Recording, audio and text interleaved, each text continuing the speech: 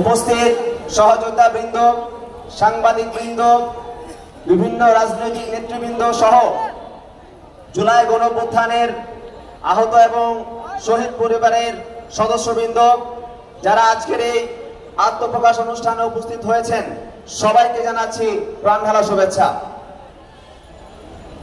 জাতীয় যুব শক্তির ঘোষণাপত্র পাঠ করছি।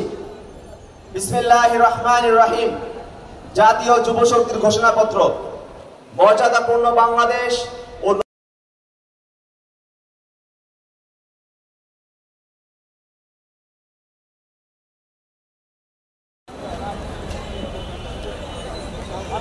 আমরা এই মুহূর্তে আমাদের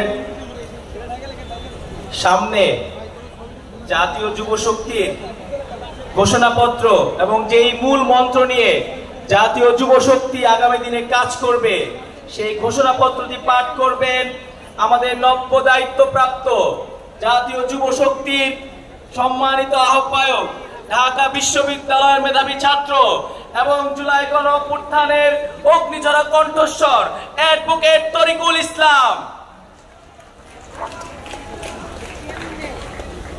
সারা বাংলায় কোন যুব সংগঠন আছে?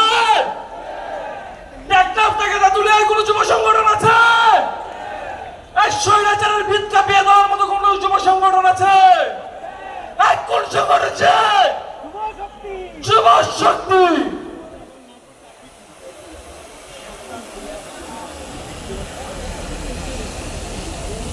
সম্মানিত উপস্থিতি, জাতীয় নাগরিক পার্টি যুব উইং জাতীয় যুব বিষয়ে এগিয়ে যাচ্ছে।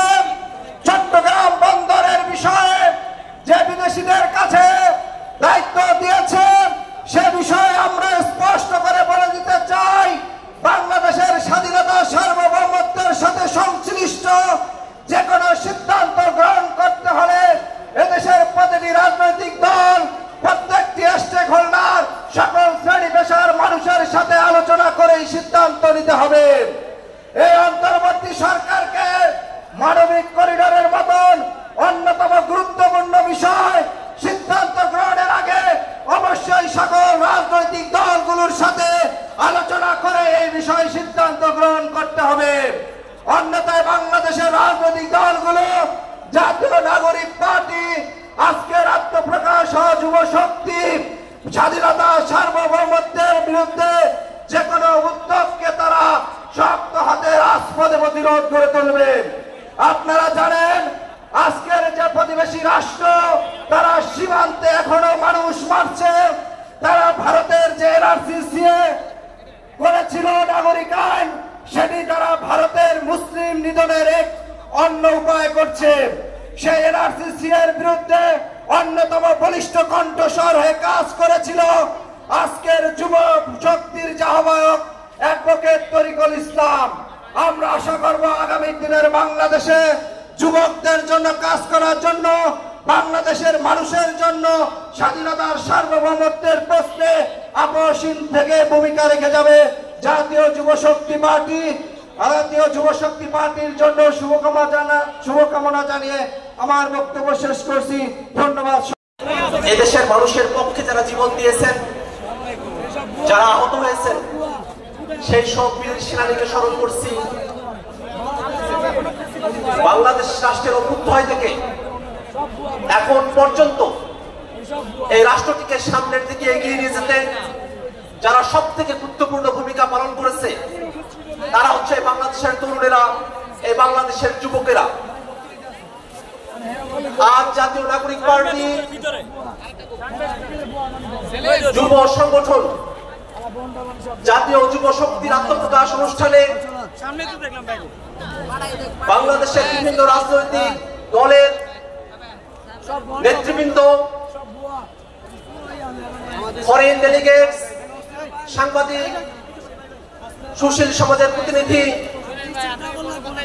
নারী পুরুষ নির্বিশেষে আপনারা যারা এখানে উপস্থিত হয়েছেন, তাদের সকলকে জাতীয় নাগরিক পার্টি এনসিপি এবং জাতীয় যুব শক্তির পক্ষ থেকে সাদর সম্ভাষণ।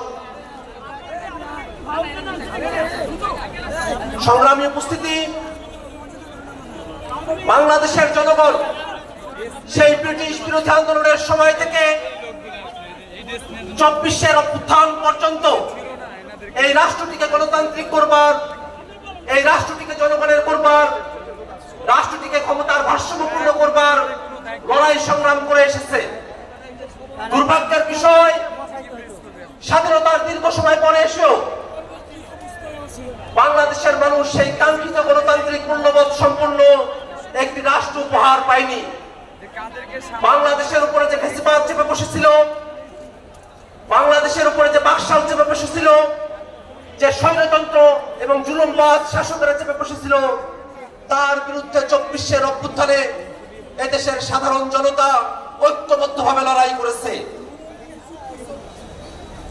24 5ই আগস্ট আওয়ামী লীগকে আমরা রাজনৈতিকভাবে পরাজিত করেছি। আমাদের আন্দোলন সংগ্রামের মধ্য দিয়ে অন্তর্বর্তীকালীন সরকার আইনগতভাবে আওয়ামী লীগের ব্যাপারে সিদ্ধান্ত গ্রহণ করেছে। এখন সময় মতাদর্শিকভাবে আওয়ামী লীগের রাজনীতিকে বাংলাদেশ থেকে বিতাড়িত করা। আমরা বিশ্বাস করি জাতীয় যুব শক্তি বাংলাদেশে আর কোনো ফেসিবাদ যাতে ফিরে না আসে সেই সংগ্রামে অগ্রণী ভূমিকা পালন করবে। জাতীয় যুব শক্তির যেসব নেতৃবৃন্দকে আমরা দেখেছি, জাতীয় যুব শক্তির আহ্বায়ক, সদস্য সচিব এবং মুখ্য সংগঠক, একজন অ্যাডভোকেট, একজন ডাক্তার এবং একজন ইঞ্জিনিয়ার, শুধুমাত্র কেন্দ্রীয় কমিটিতে যারা আছেন গুরুত্বপূর্ণ দায়িত্বে, তারাই শুধু পেশা জীবনে গুরুত্বপূর্ণ দায়িত্ব পালন করবেন এমনটা যেন না হয়, বরং জাতীয় যুব শক্তির সঙ্গে সারা দেশের যত নেতাকর্মী যুক্ত থাকবেন প্রত্যেকেই যেন পেশা জীবনে তাদের সর্বোচ্চ সফলতার